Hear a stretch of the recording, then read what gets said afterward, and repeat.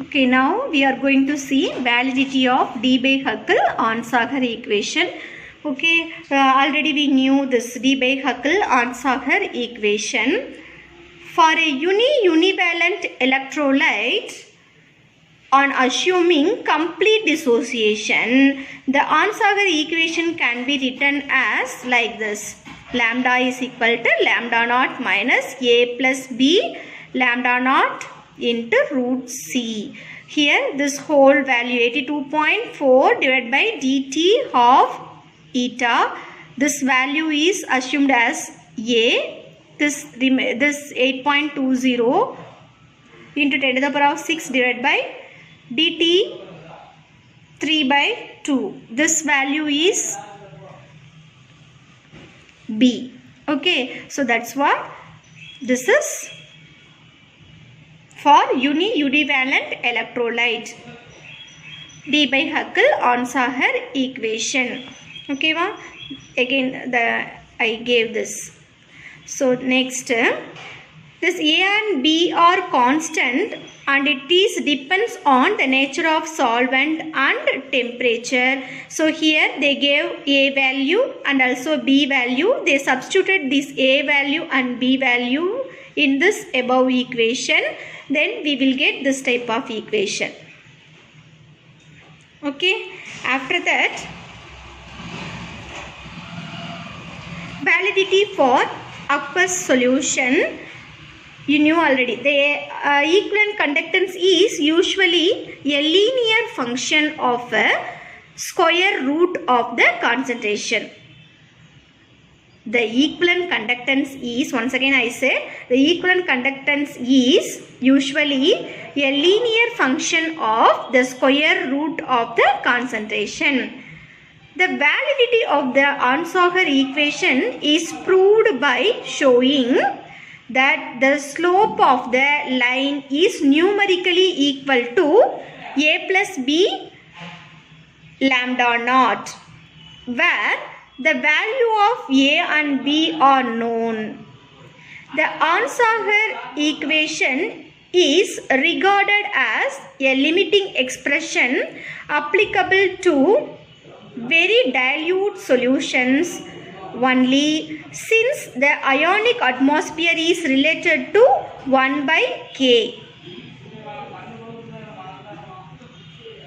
The conductances for solutions of lower concentration have to be obtained in order to test the accuracy of the Onsager equation. Once again, I will say the same point. The conductance for solutions of lower concentrations have to be obtained in order to test the accuracy of the Onsager equation. Next, the observed equivalent conductance of aqueous solutions of a few univalent electrolytes are plotted against the square root of the corresponding concentrations. In this equation, see here.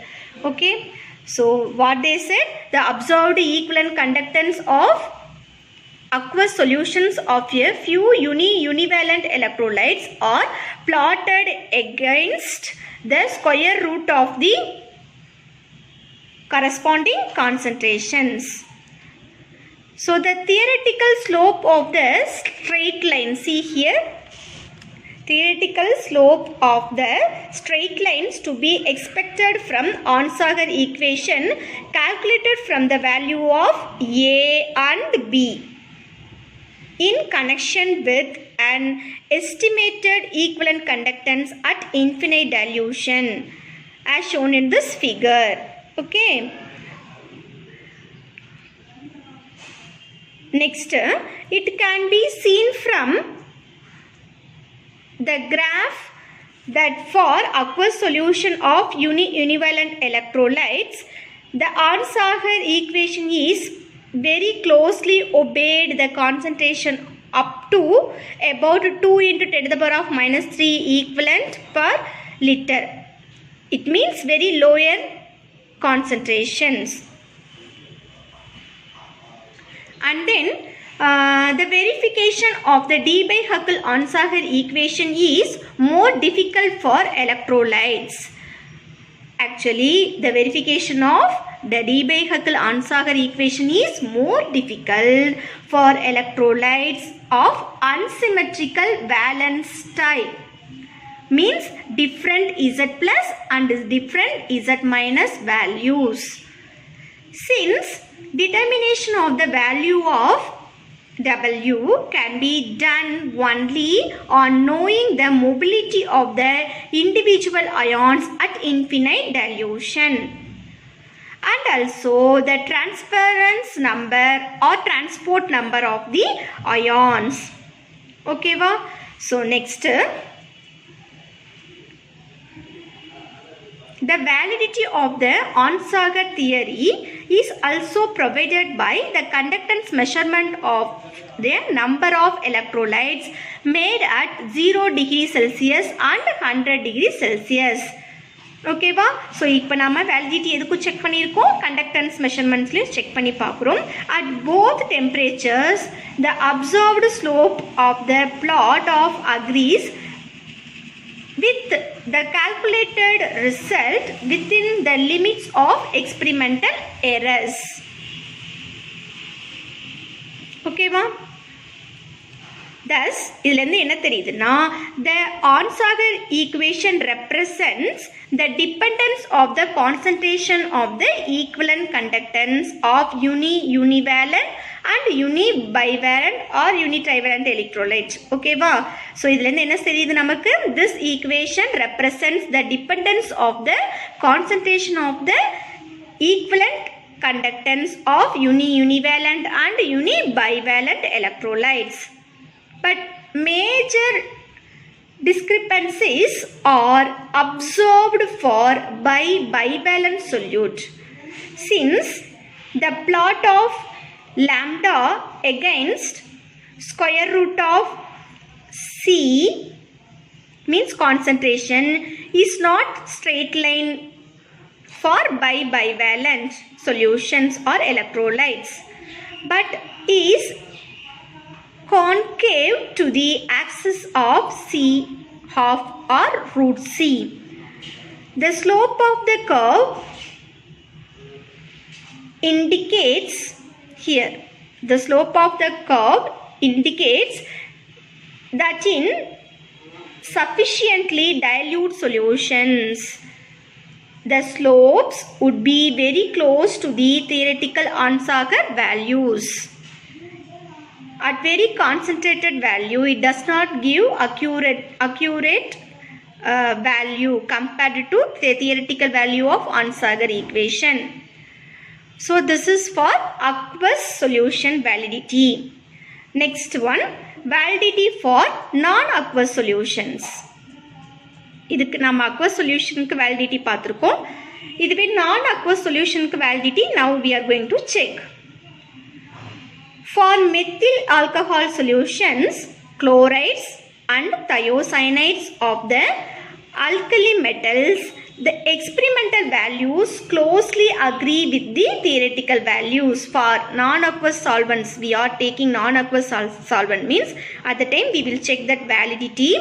For methyl alcohol solution, chlorides and thiocyanides of the alkali metals, the experimental values closely agree with the theoretical values. But nitrate solutions, tetraalkyl ammonium salts and salt of higher valence types shows appreciable deviations. The discrepancies are more prominent when the dielectric constant of the medium is low. The conductance of Ki in a number of solvent was determined and the slope of the plots of lambda against root C found out. At high dielectric constant, there is close agreement between the experimental and calculated slopes. Okay va? At very high dielectric constant, there is close agreement between experimental and calculated slopes. But at low dielectric constant, greater deviations are observed. The deviation from theoretical Onsager behavior for non-aqueous solutions occurs because many strong electrolytes which are not completely dissociated in water and behaves as weak, and incompletely dissociated electrolytes in solvent of low dielectric constant. Okay va? Any doubt for this? So now for this explanation, first we saw validity of aqueous solution. Next one, validity for non-aqueous solutions. Okay va? Next,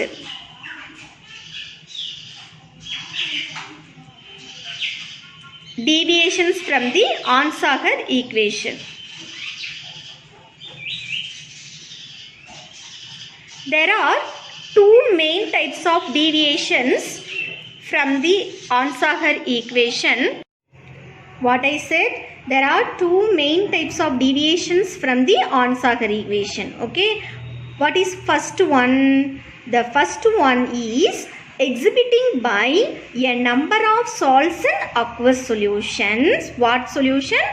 Number of salts in aqueous solutions which give more or large conductance values at relatively high concentrations, even though the values are in good agreement with the theory in more dilute solutions.